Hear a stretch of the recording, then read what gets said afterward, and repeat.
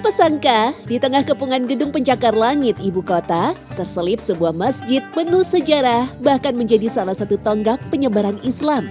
Berada tepat di segitiga emas Jakarta, bahkan sosok yang dimakamkan di tempat ini konon menjadi nama dari daerah tersebut, Kuningan.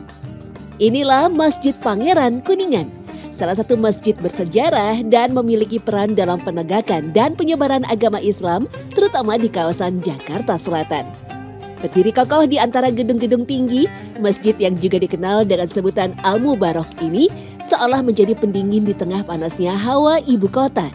Berada di Jalan Gatot Subroto, Kuningan Barat, Kecamatan Mampang Perapatan, kesan teduh sangat terasa ketika kita memasuki masjid ini. Di halaman depan terdapat sebuah batu prasasti yang menyebutkan Masjid Al-Mubarok pertama dibangun pada tahun 1527 oleh Adipati Awangga, gelar Pangeran Kuningan. Kebetulan aku kerja dekat sini, jadi aku sering kesini juga sih. Dan aku juga tahu sedikit soal sejarah masjid ini. Masjid ini itu dibangun oleh Pangeran Kuningan. 2 tahun sebelumnya, Fathahillah dengan kekuatan 1.500 prajurit menyerbu dan mengalahkan Banten, pelabuhan penting kerajaan Sunda, lalu menyebarkan agama Islam. Salah satu di antara panglima yang dipercaya oleh Fathahillah adalah Pangeran Kuningan. Nah, di antara pasukan yang banyak itu ada namanya Pangeran Kuningan. Ya, bergabung dengan pasukan yang banyak ini, kemudian tujuannya untuk merebut Sunda Kelapa dari Portugis. Ya, kemudian sekitar tahun 1527 ya, tahun 1527, kemudian setelah berkuasa berhasillah merebut Sunda Kelapa sehingga namanya menjadi Jayakarta. Maka sebagian besar pasukan kembali ke daerah masing-masing. Nah, Pangeran Kuningan ini dia nggak pulang, tapi berdakwah di Jakarta di sini.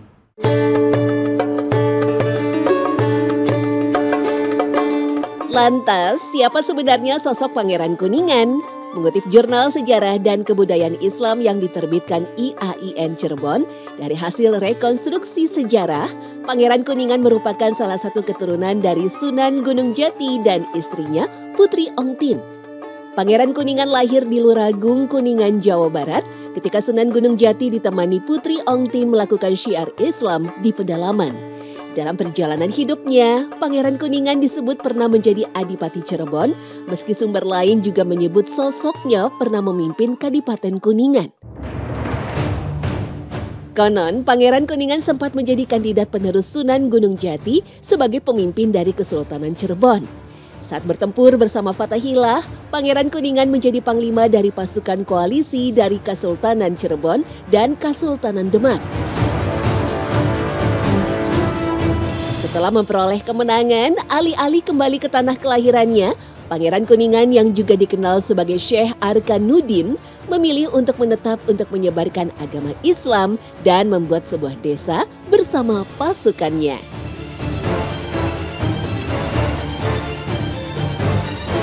Nah, Pangeran Kuningan ini dia nggak pulang, tapi berdakwah di Jakarta di sini, mendirikan sebuah masjid, ya, kemudian berdakwah, ya, dan tentu menjadikan tempat yang disinggahi itu menjadi Kampung Kuningan. Maka di daerah ini disebut dengan Kuningan, itu asalnya dari sana.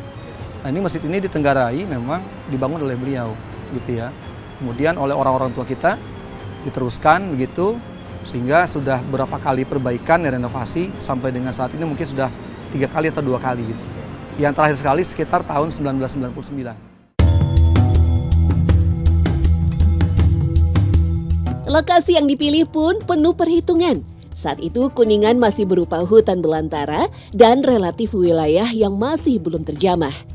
Pangeran Kuningan pun dipercaya memanfaatkan Sungai Krukut yang berada tepat di belakang Masjid Al-Mubarok untuk membangun sebuah peradaban baru di Jakarta. Sungai ini akan bisa mencapai Ciliwung yang menjadi kali utama untuk mencapai bandar utama di Teluk Jakarta. Kalau misalnya suatu komunitas itu kan biasanya bertempat tinggal di sumber air ya, dekat yang sumber air. Dan ini kan belakangnya kan Kali Krukut. Percis Kali Krukut. Dan memang transportasi ini aktif dulunya. Orang-orang tua saya juga bilang ini kapal-kapal memang biasa lewat sini gitu.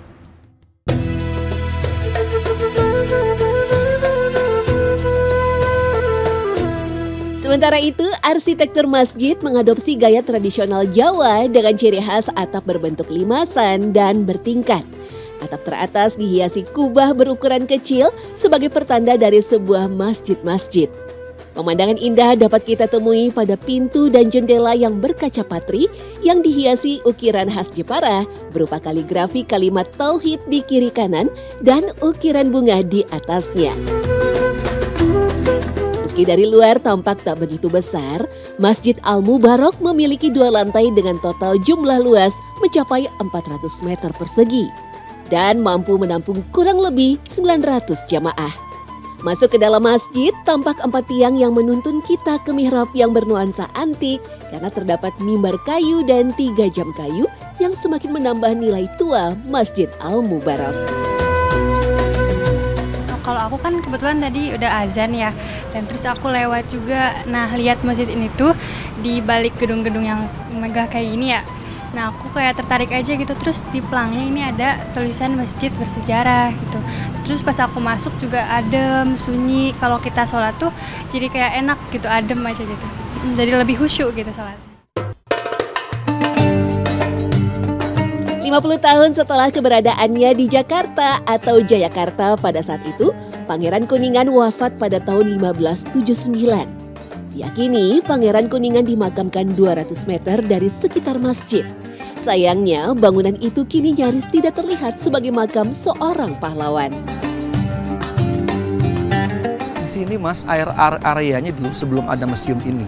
Ya, ini masjid ke sana tuh sampai dengan Telkom ke sana, itu makam semua. Iya, makam-makam ya sangat diduga kuat itu memang Pangeran Kuningan dan juga tentara-tentaranya.